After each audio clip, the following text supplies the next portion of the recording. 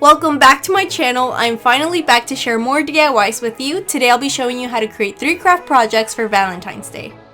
To make the wreath, you will need a wire wreath form. I got this one from the Dollar Tree. You will also need fabric of your choice, ribbon with different patterns and textures, as well as tulle. You want to have a good variety to get the best results for this project. I started by folding my fabric in half to make it 8 inches long. Then I took my Cricut Easy Press Mini to get rid of any wrinkles on both the front and back sides of the fabric. I cut through the edge to separate them into 2 pieces, that way I get the most out of the material to create 8 by 1 inch pieces of fabric. To speed up the process, I used a cutting mat and a rotary cutter, but you can also use a pair of scissors if you prefer.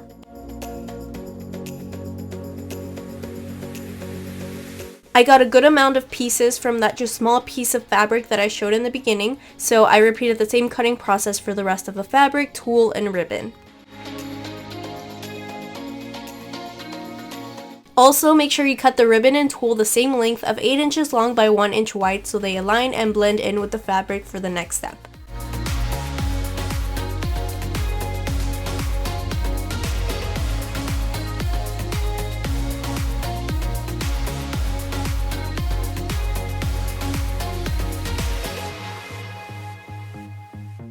You should end up with a few piles of material like this. Now it's time for the fun part. Take your wreath form and a few pieces of tulle. I stack 2 to 3 pieces at a time to give it a full look. Fold it in half, take the loop under the ring, and then pull the rest of the fabric through the loop like this to tighten it up. I worked my way up the ring, so I started from the smallest ring to the biggest. The cool thing about this project is that there's no right or wrong way to do this, but I do recommend adding the tulle first just because it adds that volume we need for the wreath. Keep in mind to leave gaps in between the knots, that way you have room for the next materials. I know it will look bare at first, but just trust the process, it will get better.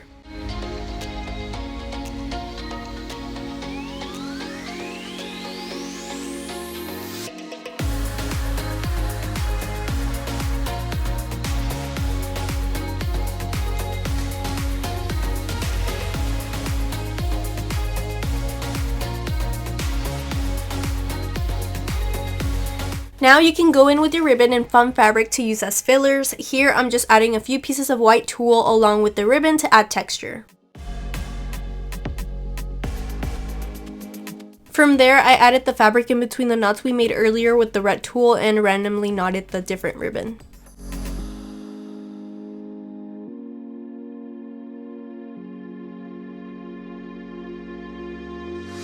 Continue this knotting pattern until the entire wreath looks fuller and no wire is showing anymore.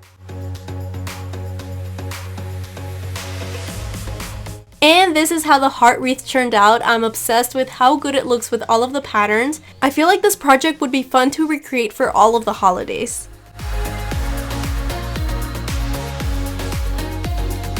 For the next DIY, I'm going to transform this heart wooden blank that I purchased at the Dollar Tree. I thought it needed a little help and love, so I painted the base with white acrylic paint.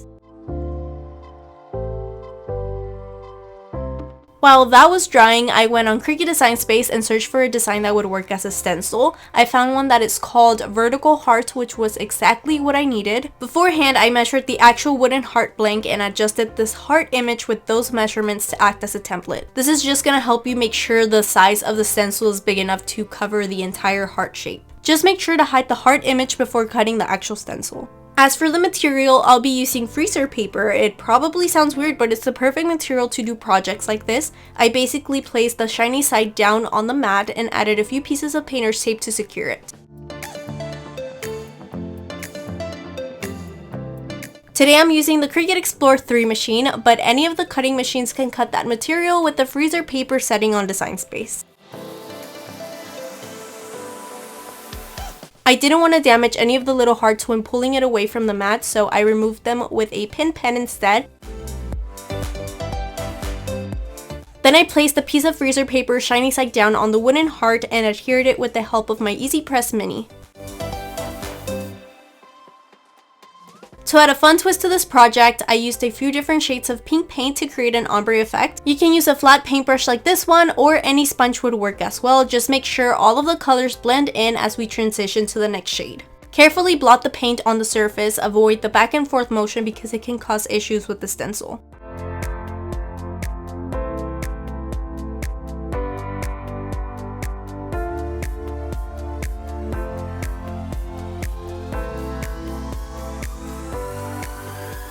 Once it has dried a bit, peel off the freezer paper and you will be left with this beautiful pattern. Lastly, I attach the twine to the back to hang it on the wall.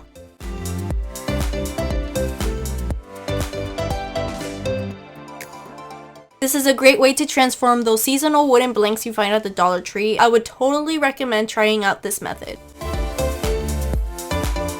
Last but not least, I'll be showing you how I made a mini mailbox, which can be both a Valentine's Day gift or even decor. I painted this wooden crate red that I found at the Dollar Tree and gave it a coat of white paint to this wooden ruler that I cut to 12 inches long.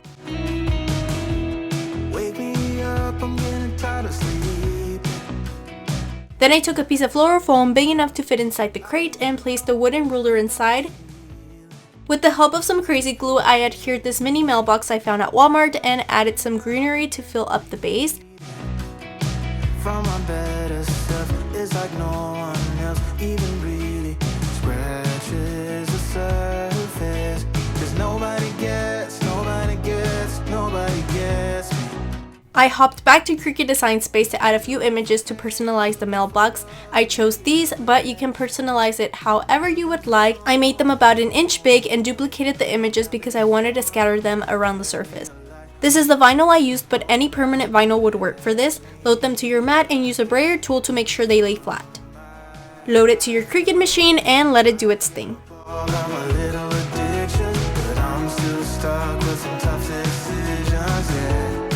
Now I'm up against the wall, and I'm looking for your attention. After weeding the images, I cleaned the surface with rubbing alcohol. This will help you make sure there are no oils or lint that could eventually prevent the vinyl from adhering properly. I used my favorite transfer tape by Frisco Craft, and as you can see, it transferred the vinyl like butter, so there were no issues. Out of love, never get enough. We never seem to get older. When things are going right, you seem to have the time. But when it's hard, you just grow cold up. These mailboxes are my absolute favorite. The fun part about them is that they can actually hold things inside so you can gift your loved ones their favorite treats. Leave a comment letting me know which of the 3 DIYs was your favorite. I hope you enjoyed today's video. Make sure to subscribe for more. Thank you so much for watching. See you guys next time with a new DIY. Fires round ourselves, it's deja vu.